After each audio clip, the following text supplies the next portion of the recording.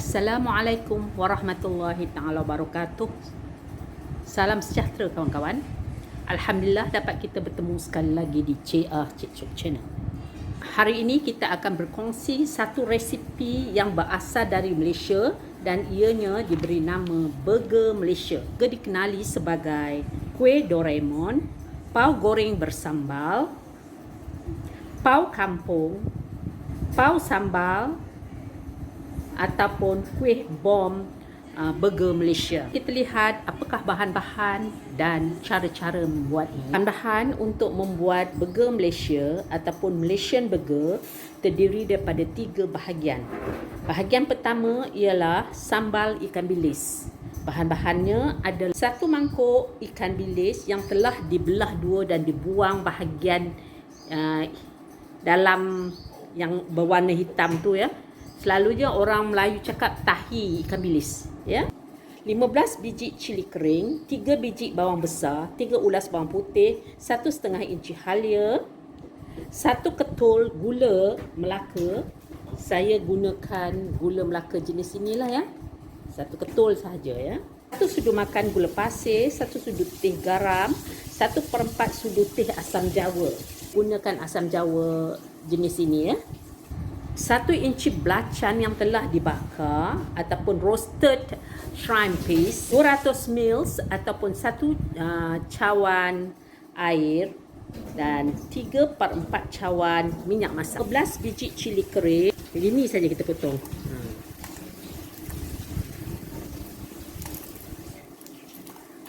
Okay. Tujuannya adalah untuk membuang biji cili ini. Kepada kawan-kawan yang tidak suka pedas, kita buat macam ni sajalah. Kita asingkan macam ni.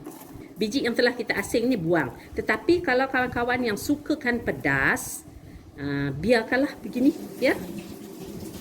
Kita campur semuanya ya. Setelah cili kering ini dibasuh, kita akan rendam cili kering berserta dengan biji-bijinya selama 15 minit ya. Potong halia 1,5 inci ini kecil-kecil begini ya, supaya mudah untuk dikisar.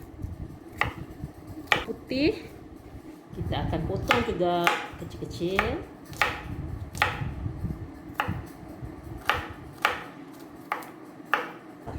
Kita akan potong.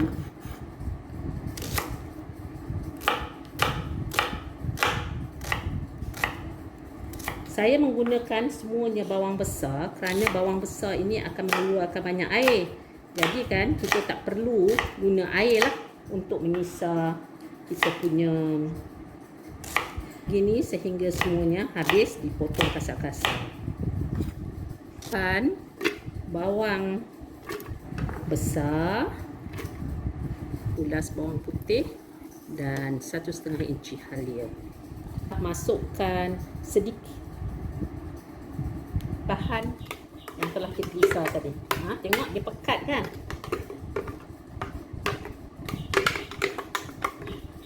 Okay, kita akan ketepikan ya. Menggunakan pengisar yang sama, tak perlu dibasuh. Kita akan masukkan ini ya, kita punya cili yang telah direndam. Belacan kita buat macam ni ya. Ini yang telah dibakar, buat macam ni saja. Pecahkan begitu. Akan sedikit minyak ya. Okey, untuk kita kisar. Okey. Supaya biji-biji cabai ini pun akan dikisar halus ya. Untuk memekatkan sambal ikan bilis, kita ambil sejemput ikan bilis, basuh dan rendamkan seketika dalam 5 minit, kemudian kita kisar halus ya.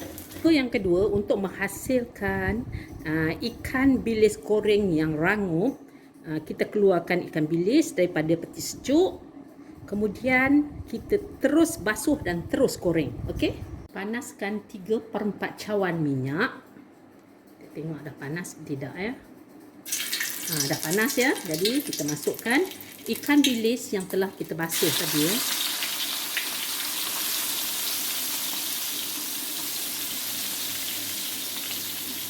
Sekarang kawan-kawan dengar ya, ada bunyi minyak ni kan.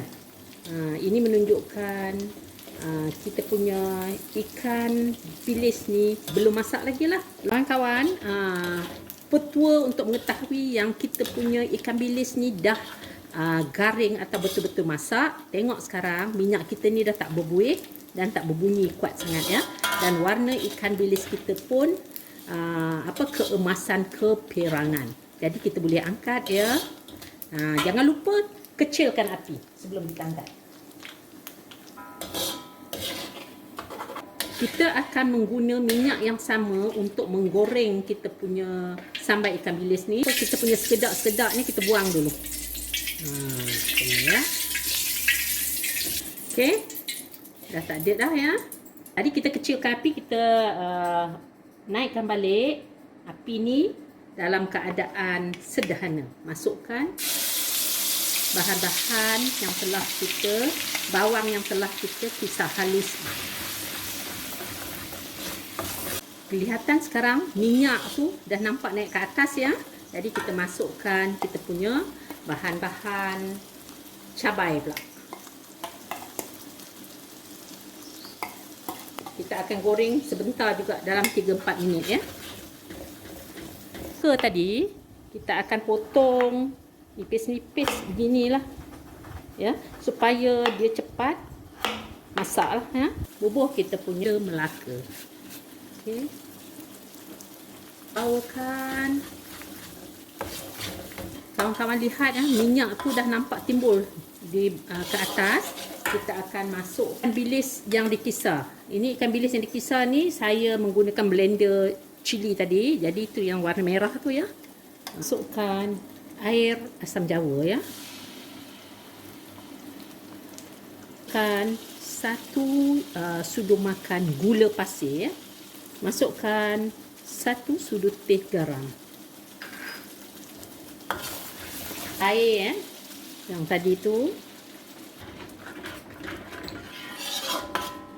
untuk mendapatkan bau sambal ikan bilis yang lebih harum. Jadi bolehlah bubuh 2 helai daun pandan yang telah disiap-siap. Sambal kita minyaknya dah naik macam ni kan. Nampak ya? Masukkan ikan bilis dan tutup api. Okay. Jadi sambal kita dah masak dah. Bahan-bahan untuk membuat pau goreng adalah air suam sebanyak 50 ml. Saya menggunakan yeast segera ini, setengah sudu makan yeast segera. Untuk pekat 2 sudu makan ya. 1, 2. Dan kita kacau dan kita akan rehatkan selama 10 minit. 380 grams tepung gandum.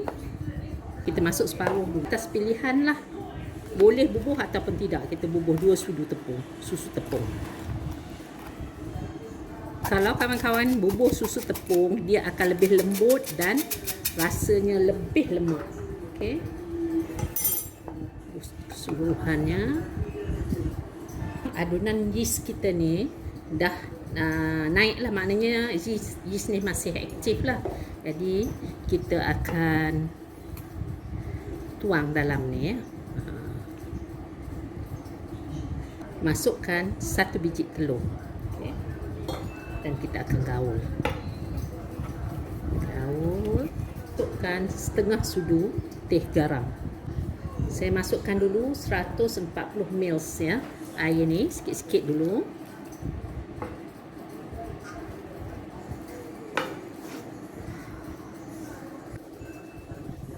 Satu sudu.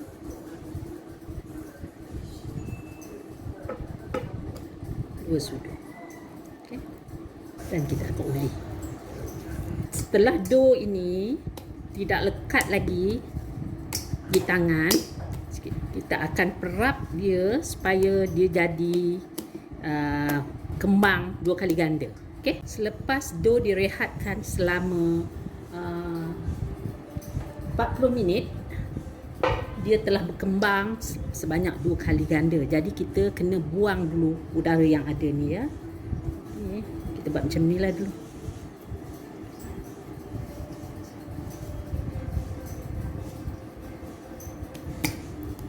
kawan-kawan sediakan sedikit tepung ya. Jadi kita lumurkan tangan kita, jari kita dengan tepung supaya dia tak melekat lah. Okey.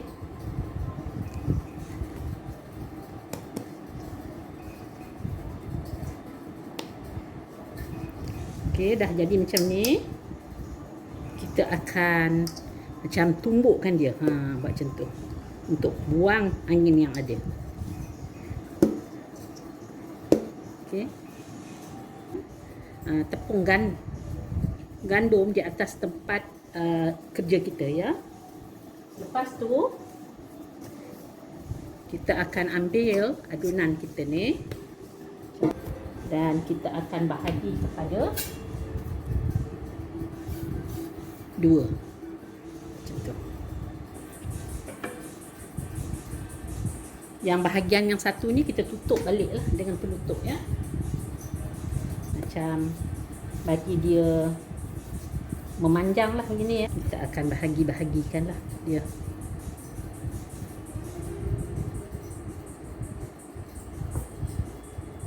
Kita ambil kita punya tepung ni.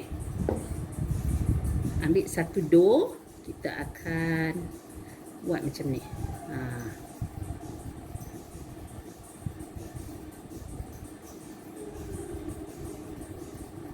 Kalau kita nak bentuk yang kecil, kita bentukkanlah dia kecil lah ya. Buat besar ni. Besar ni ya. Letakkan di atas dulang dan yang telah kita tabur dengan tepung gandum. Dough yang kita dah sediakan tadi tu ditutup ya, lebih kurang 5 hingga 6 minit ya sebelum digoreng. Masukkan secukupnya minyak di dalam kuali. Punya chopstick ni apabila saya masuk nampak berbuih di sekelilingnya. Ini menunjukkan minyak kita dah cukup panas. Jadi kita letak ya bahagian yang atas di belah bawah. Macam tu. Supaya bahagian yang bawah ni ada masa untuk kembang ya. Jadi kita masukkan lagi satu serupa juga. Terbalikkan dia. Untuk proses menggoreng kuih pau ni, kita tak boleh balikkan dia, terbalik-terbalikkan dia banyak kali ya, sebab dia akan menyebabkan pau kita menyerap minyak yang banyak. Jadi kita intailah sama ada dia dah bertukar warna atau belum. Nampak gayanya dah bertukar warna. Jadi kita terbalikkan ya.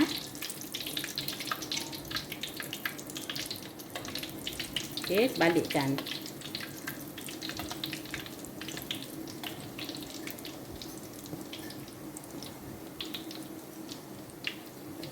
Kita terbalikkan sekali saja ya. Jadi kita tengok ya, yang ni kita angkat. Dah masak. Dan kita ulang-ulanglah buat begini hingga semuanya habis digoreng. Yang ketiga untuk membuat burger Malaysia ni adalah sayur-sayuran ataupun hiasan, salad secukupnya dan satu biji timun. Kita akan potong bulat-bulat begini.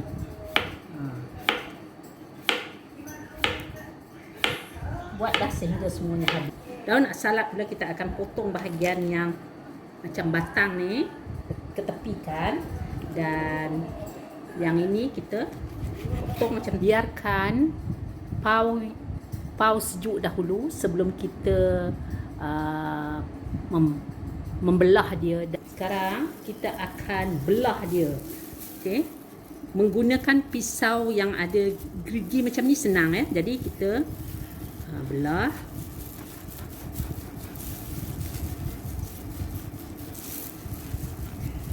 Tapi jangan sampai putus ya. Jadi sebelah ni kita tak putus lah ya. Kita belah macam tu. Okey. Kita akan bubuh daun salad macam tu. Okey.